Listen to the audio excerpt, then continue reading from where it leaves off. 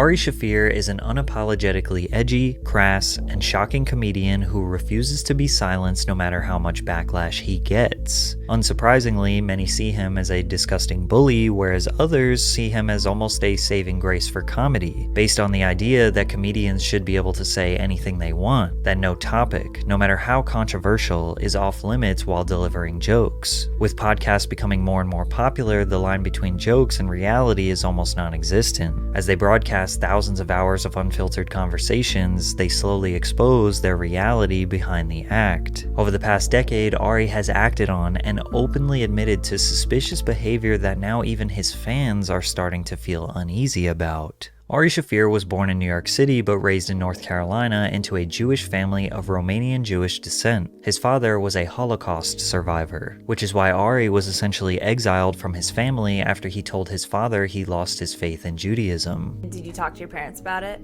Yeah, I came out of the closet. Okay. As it were. How did that go? Not that great.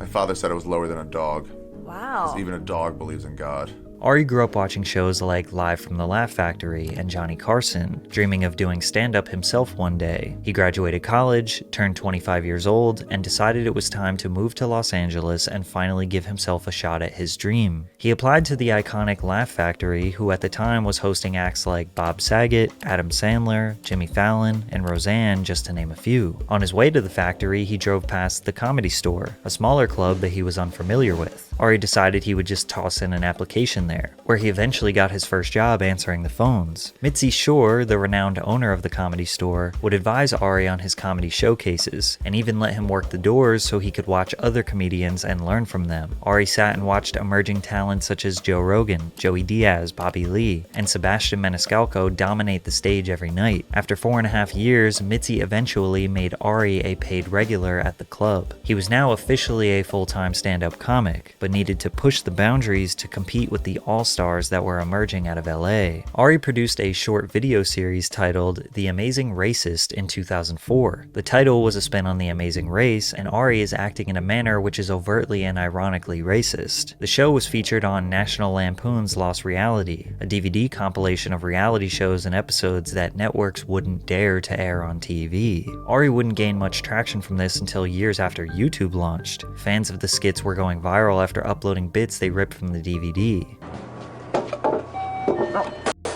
Sorry, boy. Man, it's hotter in Africa out there. What's up, Fat Albert? Listen, I need a couple lighters. You got a couple lighters? You walk around with that shit on. You want a motherfucking lighter from this? Do you know what you are? Today, what we're gonna do is we're gonna with the lowest of the low. Mexicans. Let's go. Let's go sneak in the kitchen, see who we can with. You working hard over here? All right. Hey. No, it's okay. Go ahead. It's wet. It's got a wet back. It's true. Don't work so hard. Take a break. Take a siesta. Come on. It's not a big deal. Just lie down. Oh. Where do you guys keep the babies? I know you'll have 20 babies. Where do you keep them? It seems like some of the bits feature paid actors who poorly react to Ari's behavior, especially when you consider the multiple different perfect camera angles which are often in front of the subject's face. Although The Amazing Racist was a less funny and less creative version of The Chappelle Show, the desire for Americans to indulge in racist humor was apparently very strong, because Ari was approached by fellow comedian Vince Offer to do a reboot of The Amazing Racist in 2013. Vince Offer, who many know as the ShamWow guy, was producing a movie called Inappropriate Comedy, which starred Michelle Rodriguez, Lindsay Lohan, and Oscar winner Adrian Brody. Ari had a larger budget this time around, which he didn't spend on a team to write better jokes, but rather costumes and gimmicks to enhance the same surface-level stereotypes. Can I interest you guys in a boat ride? We're giving away free boat rides today. We're trying to get, what do you guys call yourself? African Americans to back to Africa. You know, where you're from. Man, I'm from here. What the hell are you talking about? We got you lots of American jobs. You can eat the corn and the stick, and you save up money, dinero, you buy a lowrider, and just ruin the neighborhood. Bring property values down for everybody. Okay, but enjoy yourself.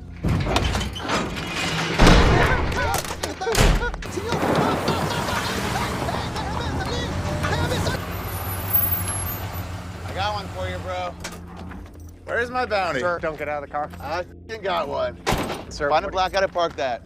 Woo! Better luck next time, Paco. Just like the National Lampoon Lost Reality movie, clips from the inappropriate comedy movie would also be uploaded to YouTube, securing millions of views almost every time. It's just you're driving really f***ing dangerous right now. Please, just try to concentrate on the road. Open your eyes. I don't know if this is safe. It's please. It's safer than having your eyes half closed. So that eye's way better, right? You can see better out of that eye now. I guess so, yeah. While some say these videos are just jokes featuring paid actors who signed waivers approving of the comedy, others, even as far as back as a decade, just couldn't find the humor in the blatant racism. Piggybacking off the momentum, Ari released his first stand-up album, Revenge for the Holocaust, in 2012, which reached #1 on the iTunes and Amazon comedy albums chart. Then he produced his first stand-up special, Passive Aggressive. Ari was respected by his comedy peers. One particular comedian, Joe Rogan, took a liking to him. In 2010, Joe invited Ari on the 3rd ever episode of the Joe Rogan Experience podcast. Ari was a guest in 9 of the first 100 episodes and became a pivotal member of the JRE community, which would eventually become the #1 podcast in the world. Slowly throughout the 2010s, comedians hosting podcasts became more and more common, since they all realized how Joe Rogan's stand-up audiences started increasing as his podcast became more popular. This would be the beginning of Ari showing his dark side. On an episode of Punch Drunk Sports, one of Ari's now defunct podcasts, he berated his employee and producer, known as The Fat Man, for accidentally making an error that led to Ari not being able to take calls from viewers on the air. We have the show, it was recorded, the audio is on, fans can hear it. It was just, that was my fault. But we couldn't do any of the calls we wanted for the 100 episodes. Like you hit a switch that had big X on it and tape all around that said, do not touch this button, never touch this button. Okay, first of all, hold on. Single notice, he wouldn't have done it. If you prepared it all, he wouldn't have done it. There was notice on that thing. That thing says right on it. Saying how to take It's phone really calls. dark down there. Always taped up. Saying don't touch or actually how to do something. Not what not to do or what actually to do. Because he couldn't figure out what to do. Telling someone what not to do is the same as telling him what to do. Do not do this. At the very least, do not ever. And that's how we're supposed to take phone calls for a 100th episode? That's how we're supposed to take phone calls? Do not do? That's supposed to help us? That's the phone line. That was You asshole, I'm glad I never learned your name. Ari continued to scold the man and let him know just how much he screwed up. Hey, fat man, go home.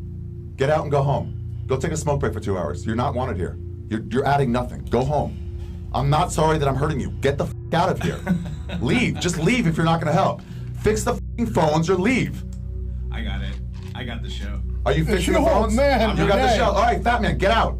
You're just a distraction. Get the f*** I don't out. even know how to fix that. All you do is give us bad drops. Get the f*** out or fix it. Are you moving to fix it or get out? It should be one or the other right now. fix it. Then I'm get the driving f*** out. for a week. Then go home. Get the f*** out and go home. Judge a man by how he treats his subordinates, not his equals. However, this blow-up is a minor form of aggression compared to the violent attack he committed on fellow comedian Bobby Lee many years later. But before we get into that, a word from today's sponsor, Rocket Money. The other day I wasted hours trying to cancel all of my subscription services. Luckily today's sponsor, Rocket Money, is here to help. Rocket Money is the personal finance app that helps you cancel subscriptions, lower bills, and manage your money better. I'm using Rocket Money to cancel all those subscriptions I forgot about and just don't use anymore. Rocket Money identifies reoccurring charges and cancels them for you with just one tap. Rocket Money can also help you grow your net worth by giving you a clear picture of all your assets in one place, including your cash, debts, investments, crypto, and retirement funds. Rocket Money has helped save its customers an average of $720 a year, with over $500 million in canceled subscriptions. To save more and spend less, join the over 5 million members using Rocket Money today. Go to rocketmoney.com/PatrickCC or click the link in the description to get started for free. You can also unlock even more features with premium. That's rocketmoney.com/PatrickCC to get started for free. Ari's fame continued to slowly increase as he released his second special in 2015, Paid Regular, on Comedy Central. Then in 2017, he released Double Negative on Netflix, which consisted of 2 45-minute shows. And it was around 2017 where the Joe Rogan effect really started to blossom. Podcast comedians started to emerge from the deep corners of the internet to the mainstream. Tom Segura, Theo Vaughn, Brendan Shaw, Bert Kreischer, Bobby Lee, and so many others saw their viewership exponentially increase. In May of 2017, Bobby shared shared a brutal story of a few interactions with Ari Shaffir that seemed too vicious to be true, but it was. It all began when Bobby was performing at the Comedy Store one night, and fellow comedian Ron Peterson, who Bobby worked with on Mad TV at the time, came up and asked him a question. Well, I was at the Comedy Store one night, and he goes, "Who's that on stage?" I go, "That's Natasha Leggero." He goes, "She's hot." I go, "Yeah, but she lives with Ari Shaffir." Ron Peterson goes, "All right." And then a couple hours later, I was driving him back to the hotel where we were staying at, and he goes, "I got her number." I go, "Yeah, but she's seeing my friend Ari." He's like, "Yeah, but she's gonna go on." So she starts like going to like plays with him, dinners behind Ari's back, right? And then out of nowhere, Ari calls me. "She left me, dude." I go, "Yeah, but," she goes, "You set them up." Bobby didn't necessarily feel like he was doing anything wrong, but he did try to convince Ron that asking for Natasha's number was a bad idea. But Ari was irrational and emotional and gave Bobby an insane ultimatum. "If you don't do this for me right now, this thing I'm going to ask you to do, I know that you set them up." Whoa. What was the thing? Break into his office at Mad TV, Yeah? go into his computer, Yeah. and steal the emails between Ron and Oh, wow. and That's some intense Natasha. So I go, I can't break into his fucking office at Mad TV. After refusing to commit the felony, Ari got violent. So I go, "No, I'm not going to do that." And he goes, "Then you set them up." So that Friday, I show up at the Comedy Store, and I'm checking in at the front counter, and he punches me in the face. Like for real punches you? I fall to the ground, and he kicks me in the face like 20 times. Now I'm bleeding. But then as I get up, I hear my name being called. On stage? On stage. And I go up on stage. And did you talk about it, or? I only went up for 1 minute. Yeah. And I go, "That guy right there." You know what I mean? I'm bleeding from the face. He beat the shit out of me. You know what I mean? Like I called him out. "Ari Shaffir." The club manager convinced Bobby that he shouldn't press charges and that Ari was just emotional, so Bobby obliged. Then the following week, he got assaulted again. A week later, I'm walking down the hallway at the Comedy Store. He lunges at me, right? And he starts strangling me in the fucking hallway. And he's squeezing, and then my neck starts bleeding because he has his nails gouged into my neck. But it didn't stop there. All while this conflict was going on, Ari Shaffir successfully secured a role on Carlos Mencia's Mind of Mencia show, which blended comedy skits and live stand-up. This would have been a pretty good gig for a comedian at the time. However, Carlos was out of town, and when he returned, he heard about what happened to Bobby Lee. Mencia called up Ari, telling him that because he beat up Bobby, he will be removed from the show. In Ari's mind, Bobby was sabotaging first his personal life and now his comedy career, prompting him to attack Bobby yet again. So then I show up at the Comedy Store after he gets fired from Mind of Mencia. Like I park the car, I close the door, I hear, yeah, and then no running because he's in the air. Doing a Superman punch? Yeah. He does a Superman punch from behind. Pap! I fall to the ground, right? I just run straight to the office, screaming. And I try to call 911. Because of this situation, Ari was banned from the Comedy Store, the club that kickstarted his whole career. For the next few years, Ari would bully Bobby any chance he could, calling him every sort of insult whenever they passed by each other. And for the longest time, Bobby could never get through to him that it wasn't his fault. It took 5 years for Ari to realize Bobby had nothing to do with it and that he was overly emotional, and they finally settled their fairly one-side beef. But then we learned that Bobby Lee kind of twisted the story a little bit. It turns out Ron Peterson was someone that Bobby needed to be friends with to help his career, and Bobby was actually calling Ari over and over to find out if him and Natasha were broken up, so that Ron could make his move. Additionally, when Ari first attacked Bobby, it was because Bobby was egging him on, getting in his face, and Ari gave him a fair warning. And then I saw you at the store. Yeah. And I was like, "Hey, dude, like, it hit me now where you were on this. And Yeah. I'm pretty mad." And you're like, and then the way you were smiling, like, "Could I just say one thing? Could I just say one thing? All Let me right. just say one Oh, thing." And I was like, God. "Bobby, get the away from me. Get Yeah, the away and you from know me." what? I'll admit I did that. And you're like, "Let me just say," I was like, "I don't think you hitting, like, how much is this hurting me?" You're like, "Let me just say one thing." I'm like, "Dude, get the away or I'm gonna hit you. And then you kept doing it, and then I just punched you, and you fell. So you didn't even give me the satisfaction of fighting back. But you kicked me while I was down there. Yeah, well, you were down. Bobby twisted the story to make Ari seem like a total psychopath attacking people unprovoked. But at the end of the day, Ari still violently unleashed his anger on a guy who had basically nothing to do with his girlfriend cheating on him. And you would think that as Shaffir got more famous, he would be more careful of what he says and does. But that couldn't be further from reality. On a 2018 episode of the Punch Drunk Sports podcast, Ari shared a very questionable story of him willingly exposing himself to a minor. I was at my friend's house. She's a lesbian, single mother, and she goes, "I want to go to the bathroom." She goes, and she has a 5-year-old. She goes, "Can she watch you pee? Because she needs to see what a penis looks like before it's too." What? Yeah. What? She doesn't want the first penis she sees to be like the The first one going into her mouth? Yeah. Dude, why would she choose yours? I know, but this is what she said. She was like, "Why does it come out of that thing?" And I was like, Hold on. Oh, wait, hold she on. you let the kid watch you pee? I know! You let the kid watch you pee? You gotta start with the story! Where have you been with this? Did you let her shake it off?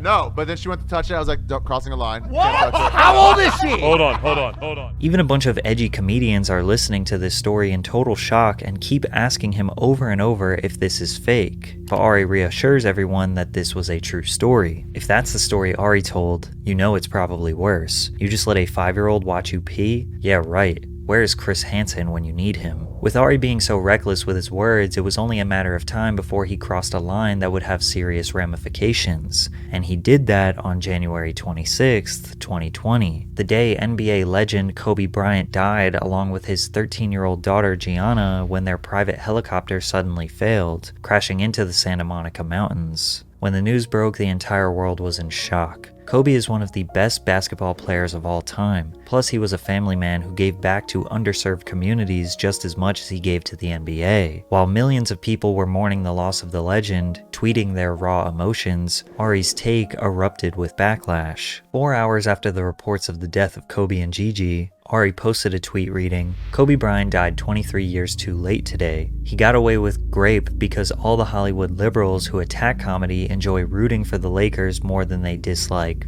R-word. Big ups to the hero who forgot to gas up his chopper. I hate the Lakers. What a great day. F the Lakers." After catching a huge wave of criticism from his tweet, he shortly doubled down with a video. As I know, there's always a lot of hate and pain in the world, and there's always a bunch of terrible stories. And every once in a while, there's a good story. A good story comes out. The guy who got away with got his today. Kobe Bryant is a god. I'm here in Charlotte, the home of the team that originally drafted him. Maybe he wouldn't have raped that chick in Denver if he had stayed in Charlotte with the Hornets. Most people had no idea who Ari Shaffir was. Now he was known as the guy who mocked Kobe Bryant's death. The comedy community addressed his comments. You know, there were children that died. And so you can't, it's just, that's too much to joke about. It's too much. I was like, it's too much. Doing f***ed up jokes, I don't judge you. But the nastiness in that video hours after this, there was nothing funny about it. There was no intent to be funny. I was disgusted by the shit. I think that his tweet, when I look at it, I go, I would not have said that.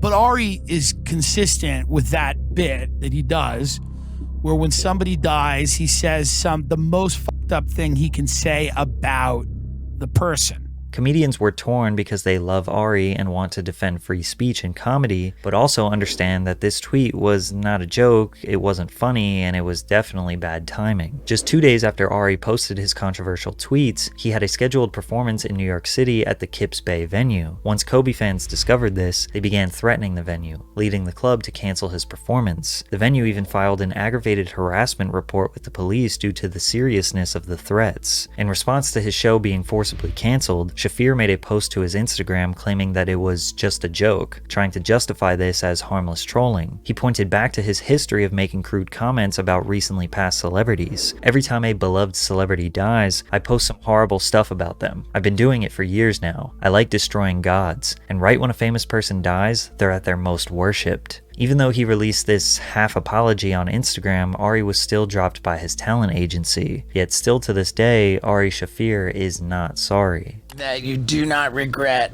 your whatever it was, a tweet or a story or something about Kobe. You gotta be true to your fucking stand-up, man. I mean, dude, it's insane. I see all these people whenever some celebrity dies, they're like wrenching their fucking clothes publicly, making it about themselves, and it's always nauseating to me.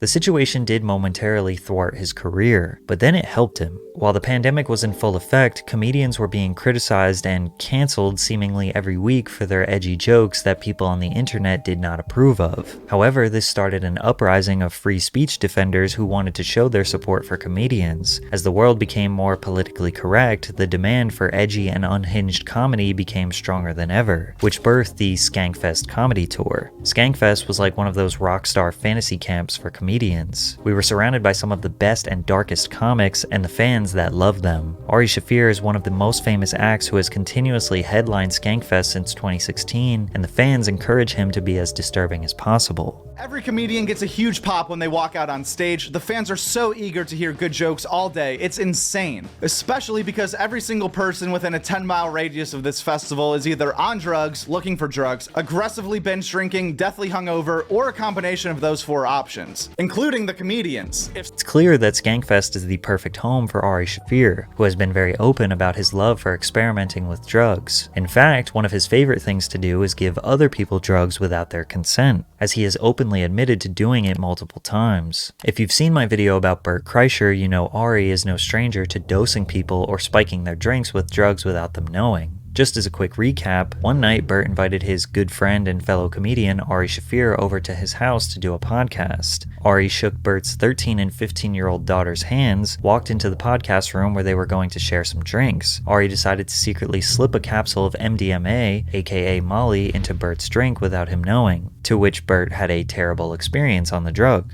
Bert, as well as many of his comedy peers, told Ari that what he did was reckless and genuinely concerning. But others, such as Joe Rogan and Nikki Glazer, thought it was hilarious. But this wasn't the first nor the last time Ari would admit to committing this crime. But that's not the only time you dose somebody, though.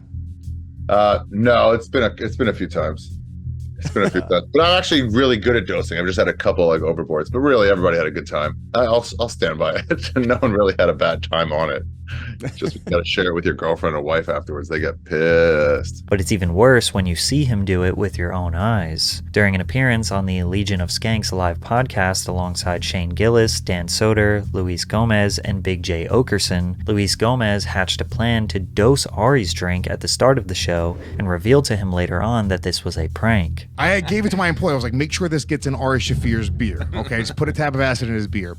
Now, I f***ed up and I told Shane, thinking that Shane, you know, look, I get that he's on Team Ari, but at the same time, it's pretty goddamn funny to dose Ari Shaffir with acid on Legion of Skanks. Yeah. Let us just do it. All right. Let us do I assumed that Shane would just let it happen because that is the absolute funniest scenario. Ari soon found out about Luis Gomez's plan, and instead of pouring the drink out, he decided to slide the drug drink to fellow comedian Big J Okerson. You might be thinking Ari was just getting someone back for drugging him, but what Ari did was dose someone who suffers from anxiety and does not take acid. And as you can imagine, Big J wasn't very happy about the situation. Many of the die-hard comedy fans see Ari as a beacon of hope in an overly sensitive PC society, a man who is unafraid to push the boundaries of comedy. They don't take what he says on podcasts seriously because he is simply just joking. Others see him as a self-admitted criminal, potential predator, and borderline psychopath who excuses his suspicious behavior as just jokes. But Ari is not the only successful comedian whose behavior is destroying them. Bert Kreischer is on the same path of self-destruction,